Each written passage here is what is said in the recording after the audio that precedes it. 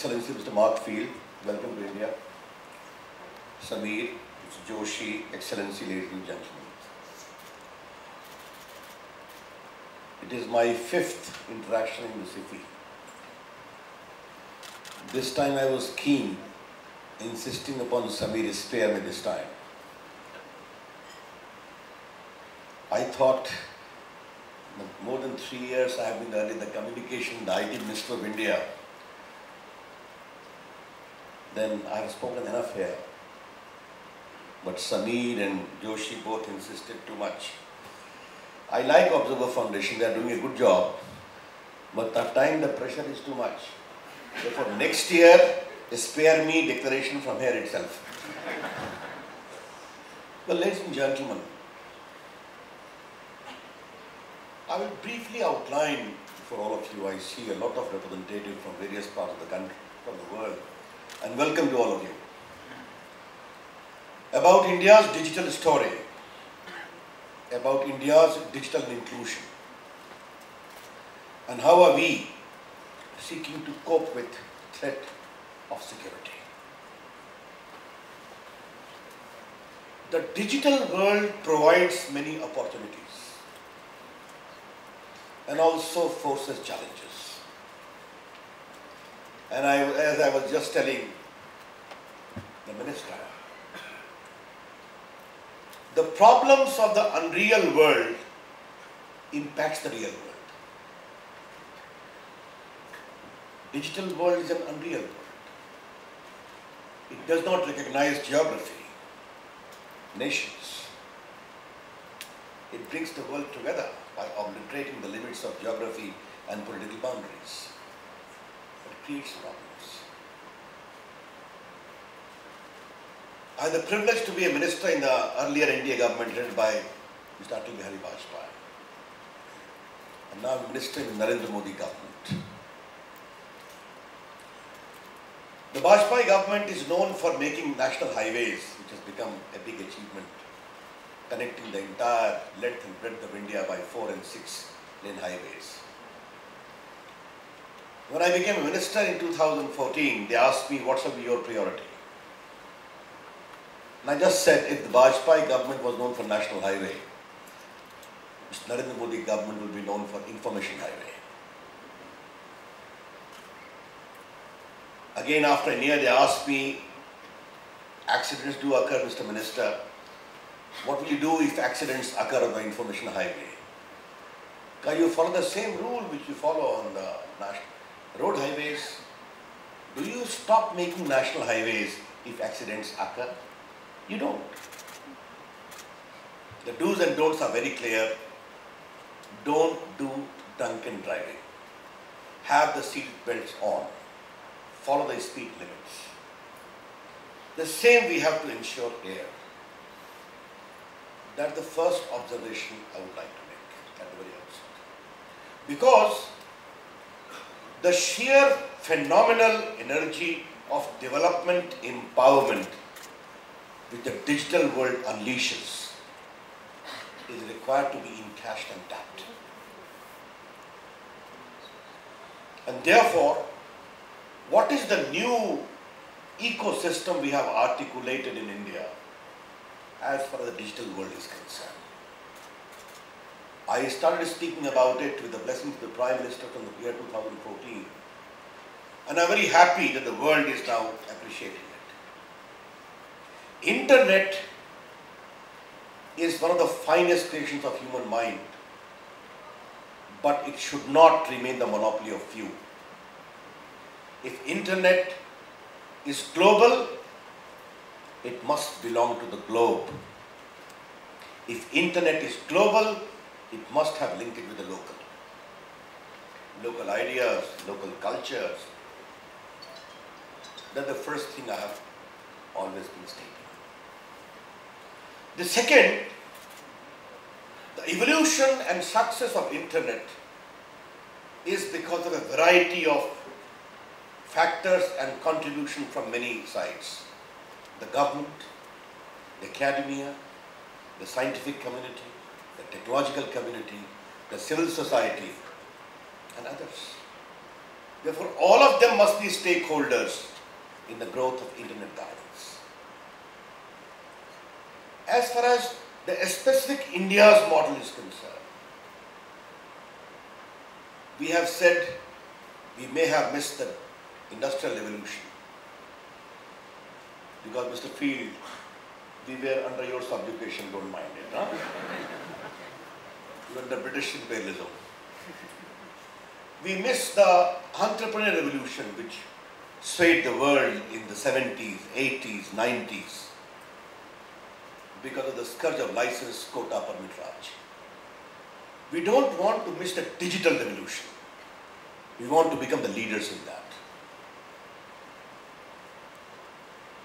The other philosophical underpinnings of our approaches, which can be shared by many of my friends from Africa and Latin American countries. We wish to bridge the digital divide between digital haves and digital have-nots.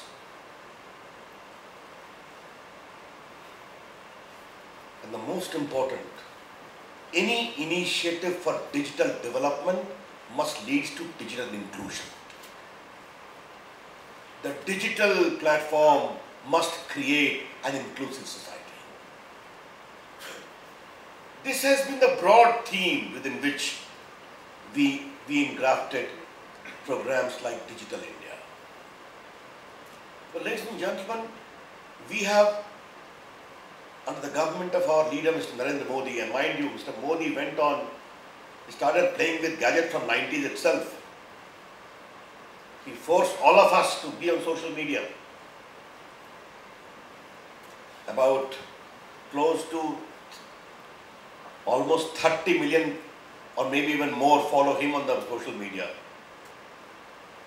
I have 2 million till now. I was asking Mr. Mark, how many are followed by him? How many follow him? I think, my good luck to you, you will soon cross 1 million, no problem. Carry on. But you remain connected with the people. They give you feedback, they give you suggestions, they pull you up also. That's the part. In a democracy, we must celebrate the initiative and openness of people that we do in India. Now, programs like Digital India, Make in India, Startup India, Stand Up India, the Smart Cities are all digital-based programs to empower India and Indians. And therefore, I always say, and I would like all of you to know, Digital India is more for the poor, for the underprivileged. And I want every ordinary Indian to be empowered with digital technology with a smartphone in his hand. Well, what is the digital profile of India, ladies and gentlemen? In a population of 1.25 or 1.30 billion, we have got 1.18 mobile phones, out of which nearly 450 million are smartphones. In the last 3 years of Narendra Modi government, we have added mobile phones in India equal to the population of France and Italy. That is the speed and the scale on which we work. We have got nearly 500 million internet penetration today, rising very fast. 75% being consumed by mobile phone. And we have created a very extraordinary platform, Aadhaar, a verifiable digital identity, where about 1.18 billions out of the total population of 1.25 billion plus are having Aadhaar today. I just talked of digital inclusion. How we are creating digital inclusion, ladies and gentlemen? We linked up, we opened up about 300 million bank accounts of the poor and underprivileged who had no access to the bank account, known as the Jan Dhan, or the poor who had no bank account at all.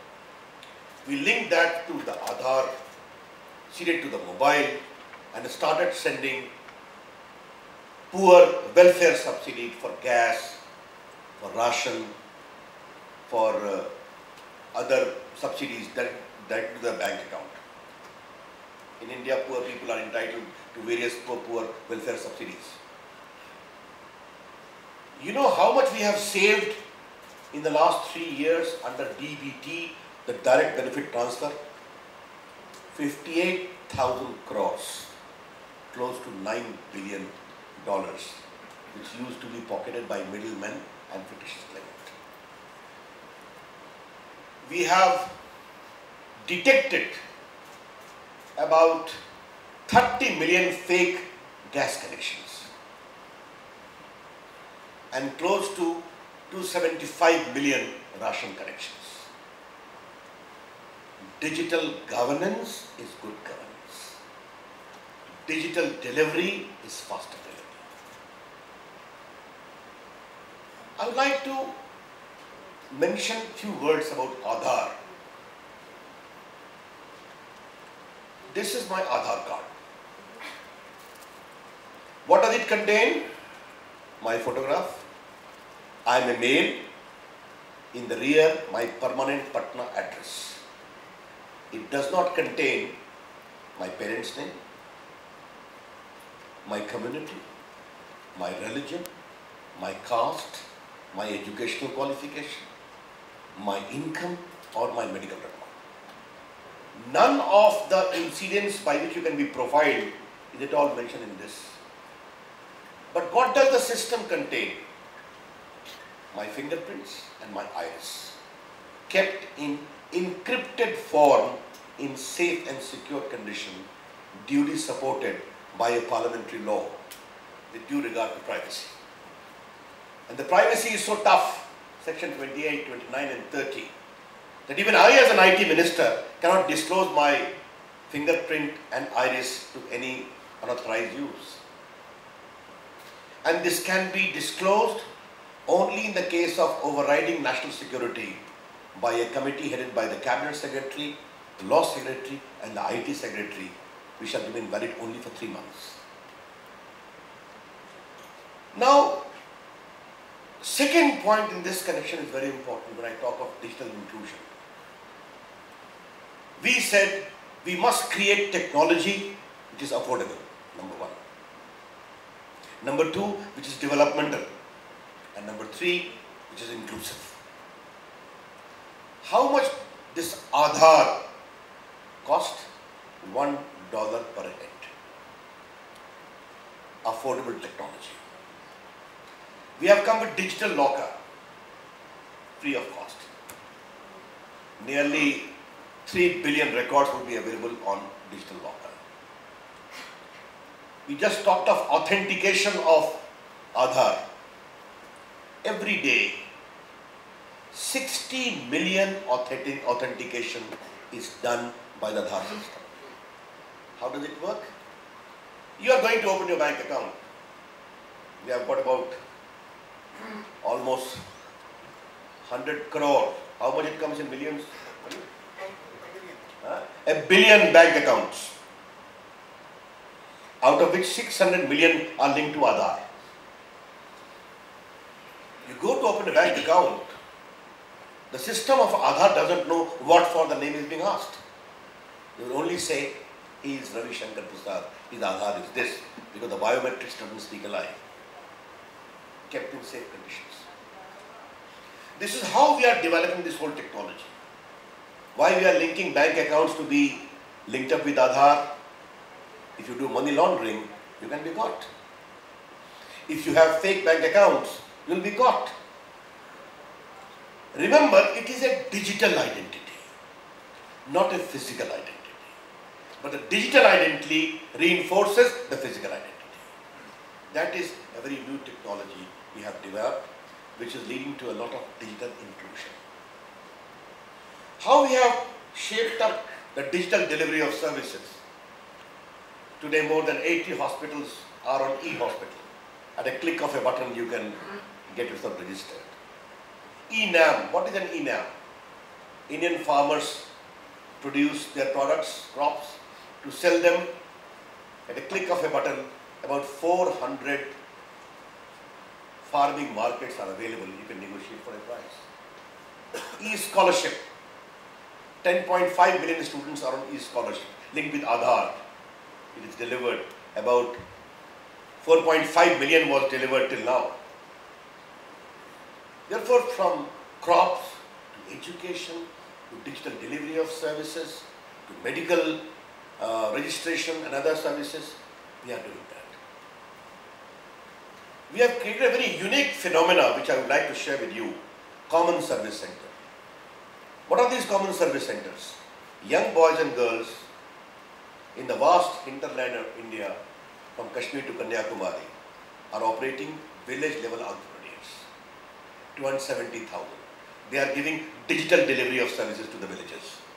You want your land records, you want your insurance, you want your bank, you want to have a passport, you want to have an Aadhaar card, you want to have a railway ticket, you want to make digital payments. All are available online through their kiosks. About 1 million people work there. All are tribal, and I am very much keen. I have asked many of them to pick up young girls and boys, sons of farming laborers, train them as supervisors and start working there to create a new force. And I want to tell you an example. Satamma Devi of Telangana. She was a bidi majdoor who used to roll raw tobacco. Okay, the lowliest of the job you can think of for a menial worker. One day I learned to my pleasant surprise that she had become digitally literate. I tweeted to congratulate her. She became a celebrity. The television channel started chasing her. Then she became a further celebrity. Then I talked to her on phone. She did not know English, she did not know Hindi. Through a translator, I talked to her. I asked her how you became digitally literate. She said, Mr. Minister, in her own Telugu language, I have a son who works for linking of pipes in Dubai. I was missing my grandson, and someone said, if you want to talk to your grandson and see his face also, learn to operate the Skype. And to talk to my grandson, I became computer literate, and now I enjoy it. She became digitally literate at the age of 65 years. These are new examples of digital inclusion happening in India. The second is a boy, Ritik. Orcha is a place in central India. A lot of old folks are there. A lot of European tourists come, many from Spain. The Spanish don't speak English like French, even if they know English. That's the problem. Sorry, it is in lighter comment. Don't mind it. Now his father was running a souvenir shop. He used to speak broken English. The son picked up the problem, went on Google, did a crash course of speaking in Spanish, and the word spread, go to that shop. The young boy of 16 years speaks Spanish, and the business boomed. The digital spread is indeed empowering younger people, poor people, and they are the flag bearers of digital India. Yes, it has great impact on economy too. Ladies and gentlemen, if you see the evolution of India's digital space, it has 3 stages. The first, which Samir briefly touched about, an Indian IT company went abroad and kept the flag of India high by becoming great leaders. Indian IT companies today are present in 200 cities of 80 countries. They employ nearly 3 million workforce directly and about 10.4 million indirectly. And 1/3 are women employees, remember it. We're very proud of that. India became the outsourcing destination. The second phase is when the world started coming to India because of the sheer size of India. The Googles, the Amazons, the Facebook, the LinkedIn, all started coming to India. Do you know Indians have got the biggest footprint on Facebook in the world today? India is emerging as a huge market. And what is the third stage? The third stage is India's startup movement is going very well.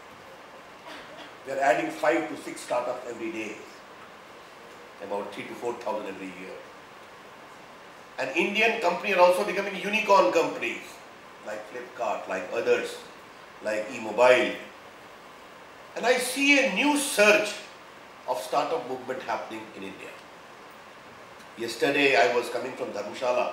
I had gone for this government function in Himachal Pradesh. A young man was flying by my side in the plane. He said, Mr. Minister, I have a startup. What do you do? And the reply which he gave is very interesting. My startup provides plumbers, electricians, good sweepers, repairers to people on demand. How many customers you have? As of now, only 10,000. How many you want to increase? The sky is the limit. A new kind of initiative is happening in India with digital technology. And Morgan Stanley had done a study. Indian economy is going to become more than 6 trillion in the coming 7 to 10 years. The GDP is going to rise, in which the digital economy is going to play a big part. And recently I had a meeting of all the stakeholders. And India's digital economy is likely to become $1 trillion economy in the coming 3 to 5 years. And when I talk of digital economy, ladies and gentlemen, I mean IT and IT-enabled services. I mean communication. I mean e-commerce. I mean digital payment. I mean cyber security. I mean electronic manufacturing. As of now, Samir is pushing for digital entertainment. Let him see how he performs. Then we'll think of including that also as a part of digital economy. Do you know there is a study by Boston Consultancy, India's digital payment itself will become a $500 billion economy by 2020. Indian products like UPI, like apps, like Bheem apps, today are becoming the toast of the world. And when Google and other international payment gateways are using UPIs, Bheems, it is an acknowledgement of the technological innovation of Indian mind. That is what we are going to offer to the world. You know, I am also the Minister of Electronics. One day the Prime Minister asked me, Ravi, you say there are so many mobile phones, how many are manufactured in India? In the year 2014, when we came to power, only 2 factories were there. Even Nokia has been closed. Ladies and gentlemen, I am very happy to tell you, in the last 3 years, 100 mobile manufacturing factories have started operation in India in the last 3 years. Now they manufacture 170 million mobile phones every year, likely to become 500 million. And India is emerging as a big hub of mobile manufacturing. All the top giants of the world, including many from China, are here. And there is automobile electronic manufacturing, defense electronic manufacturing, medical electronic manufacturing, then digital education, digital health. I am the Law Minister of India. I am also pushing tele-law. What is tele-law? I talked of common service centers. Poor people needing pre-litigation advice can come to the common service centers, and National Legal Service Authority lawyers will be there available on video conferencing to give them legal advice. I launched it 3 months ago and 3,000 requests came and 2,200 have been addressed, making access to justice through digital spread. Therefore, we are very proud, and there is a saying about Indian, my foreign delegates need to know. Indians first observe technology, then they adopt it, then they start enjoying it, and then they become empowered in the process. Go to Delhi and see how many poor people, rickshawalas, panwalas, doing manual work are enjoying their smartphone to promote their business. That is the sign of digital empowerment. This being the case, obviously, cyber security will be an issue. And we have to work together. Our Prime Minister himself stated, cyber war is a bloodless war. and the whole world needs to speak in one voice. Like the British system, we have a computer emergency response team here, which coordinates. We have also set up sectoral CERT in the field of banking, power, finance. And we are also encouraging on cyber drill, on having a cyber auditor. We are even making the judges aware about the need of cyber security to be trained in forensic purposes also. All these exercises going on. But I am a chronic optimist, ladies and gentlemen. And this is my last point here. Please go to the data. How much of cyber challenges are available? The number is very, very small. I was just replying to a parliamentary debate when we are pushing digital payment. How many cases of digital frauds have been unearthed or reported? It was 0.006%. Still I am saying it's still a challenge. But what is important is you need to make people aware. And if people are taken into confidence, they do respond. In November, we are going to have an international cyber conference in cyberspace. I think hundreds and hundreds of countries are keen to come to India, and we are keen to welcome them with open arm. Mr. Markfield, you are also requested to attend. Most welcome. And Samir sir, what have you become for that conference? Well, by profession, I am a senior lawyer, and he has become advocate for the conference. You see, his great networking style is extraordinary. He is a good friend, a competent man. But ladies and gentlemen, what is my final take? Never panic about the digital world. That is a caution I have to make. The digital world is a safe world. We have to ensure that terrorists, extremists, hate mongers don't abuse the system. And the law must be reinforced for that. And the world needs to speak in one voice about them. I always, those who talk of freedom also need to reply, if they create havoc to the digital world and people are killed, those who are killed have got their human right or not. Those who are killed have their freedom or not. In that light, the privacy debate becomes important. The Supreme Court has given a judgment. I have set up a committee headed by retired Supreme Court Justice Krishna. Today they are holding a meeting today to give a very structured law framework for a data privacy law. And I am very keen that the architecture we propose becomes a beacon for the rest of the world. And how I take it, ladies and gentlemen, the issue is straight. We have to maintain a balance between data availability, data utility, data innovation, data anonymity, and data privacy. Let me repeat. Data availability, data utility, data innovation, data anonymity, and data privacy. Should we completely undo the world as to what they have done because of digital innovation? I just talked about India. Yes, not only the government but even the private players will have to understand that without the consent you cannot use the data. In Aadhaar, if any unauthorized use is done by the company, they can go to jail for 7 years, including fine of 1 million rupees. But the law is evolving. We have to go that. We have set up a open data of government. For instance, in a particular area, a particular illness is afflicting.